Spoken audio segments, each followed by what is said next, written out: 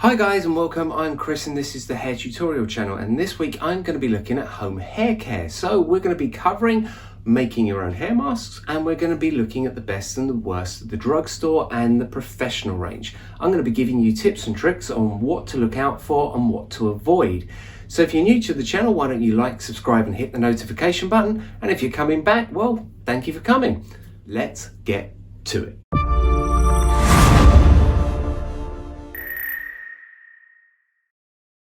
Okay, so at the time of filming this video, we're all in lockdown. So there has been a lot going around on YouTube, Instagram, and everywhere else about making your own hair remedies, making your own beauty treatments.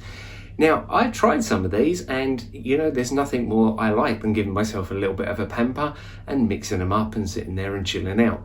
And the majority of the ones that I've been trying, I don't really see anything wrong with them. They usually contain things like olive oil, avocado, eggs, and various other herbs, ginger, all stuff like that. Now, like I said, primarily, there's actually no benefit, but there's also no harm to doing these. And there are some great ones out there, and if you like mixing stuff up and you like to give yourself a pamper, go for it. The only thing I will say with regard to them is, from what I can tell and using them on me, they have only a superficial benefit, because a lot of these things are only working on the outside of the hair. The structure of the fatty acids and the minerals that are contained with them aren't actually able to penetrate into the cortex of the hair and permanently do any good. They superficially on your skin and on the outside of the hair certainly make it feel nice, but actually for restructuring and repairing your hair, I couldn't personally see any benefit. You know, if you're mixing these up in a smoothie and drinking them, they're being broken down, and then the minerals and the goodness is being distributed around the body, and as your hair, your nails and your teeth grow, you're actually getting the benefits from the inside out. But that's your body breaking down those enzymes into small enough molecules that are useful. When they're just put over your hair, they're not small enough to penetrate, and therefore, like I said, it's a pretty superficial effect. However, they're nice to do, and they do make me feel good when I'm doing them at home. The only thing I would say is just the majority of these are oil-based, so you're really going to have to wash these out afterwards, because again, oil, if left in your hair and then you heat your hair, whether that's with a hairdryer, straightening irons, or either sit out in the sun and let it dry naturally like I do with my curly hair, your hair is going to be heated up and the oil is basically going to cook your hair. So just make sure if you're using any of these at home that you really thoroughly wash them out. The only one that I'd sort of am on borderline with is actually apple cider vinegar. Now, apple cider vinegar does have some uses, certainly with scalp conditions and altering the pH of your hair. But if you're going to use the apple cider vinegar, you're going to really want to make sure that you mix it 1 part to 16 parts water, and that you're going to as well rinse it out thoroughly and not leave it on too long.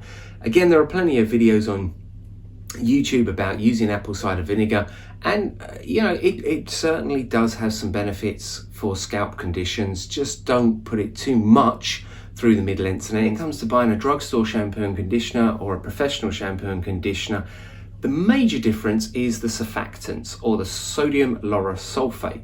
And there's a lot of urban myths around this, but basically sodium lauryl sulphate is what creates bubbles. And there are different types, and I'll list the different types below. But as a hairdresser, the one that we worry about is the sodium lauryl sulphate. The reason behind this is because it is a very small molecule. So not only does it strip off the dirt and the grime off your hair, but it is actually a small enough molecule that can enter your skin, stripping away the natural oils and the moisture from the hair, as well as removing hair color. So really, when you're looking at a shampoo, you want to avoid the sodium lauryl sulphate. There are plenty of other different options, and the molecule size in them is much bigger, so that they're not able to penetrate the skin or the hair. Therefore, they won't do any damage to your color or your moisture or the natural oils on your skin that you want to retain in your hair and your hair color. Now, silicone again has been talked about a lot, and as a hairdresser, I can see why consumers like it. It is something that coats the hair, it makes the hair shiny, and it helps detangle the hair. But as a hairdresser, I don't like them because they build up on the hair, or can build up on the hair if you use a non-water soluble silicone. Now, silicone was developed for the computer and the car industry as a heat insulator, and it was added into hair products because of the shine it gives and the detangle that it gives to the hair by coating it. So again, I can see the benefits of it. But you get non-water soluble silicone, which you're going to get in your cheap shampoos, and you get water soluble silicone, which you get in your premium shampoos.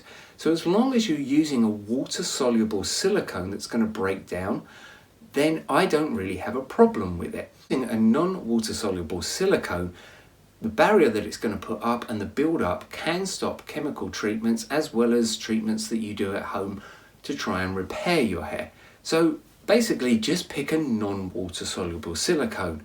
So far, really you can take it or leave it. However, the next thing I'm going to talk about is parabens, and parabens really are not nice, and there is a lot of research around parabens and their effect on how they bond with estrogen and may have cancerous effects.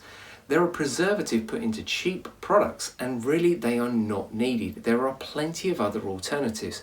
And again, this is going to be the difference between a cheap shampoo and a premium shampoo. A premium shampoo is not going to use parabens within them. And there really is no need to use parabens because there are plenty of other alternatives.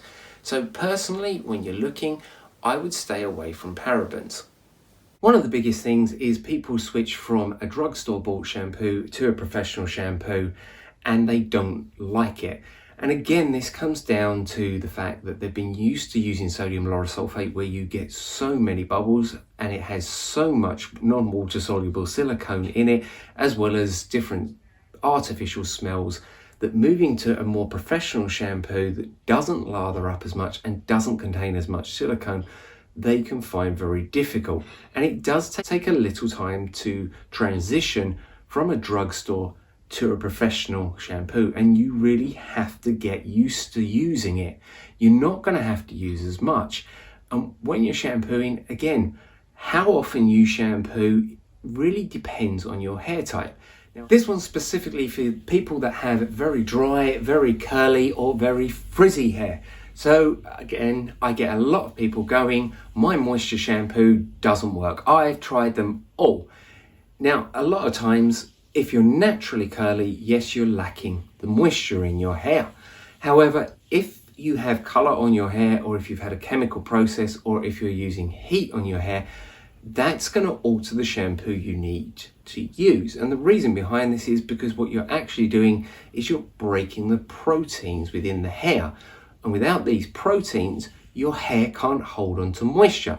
So you can throw all the moisture in the world that you want at your hair, and it will be like a sieve. It will simply drop through the breakage within the chains and come out of your hair. So if you have dry, curly, frizzy hair and you've tried moisture shampoos, what I would suggest is switching to a moisture and protein shampoo. Rebuild those protein structures within your hair, and it will then be able to hold onto the moisture, and you will get less frizz, more sleek, better conditioned hair.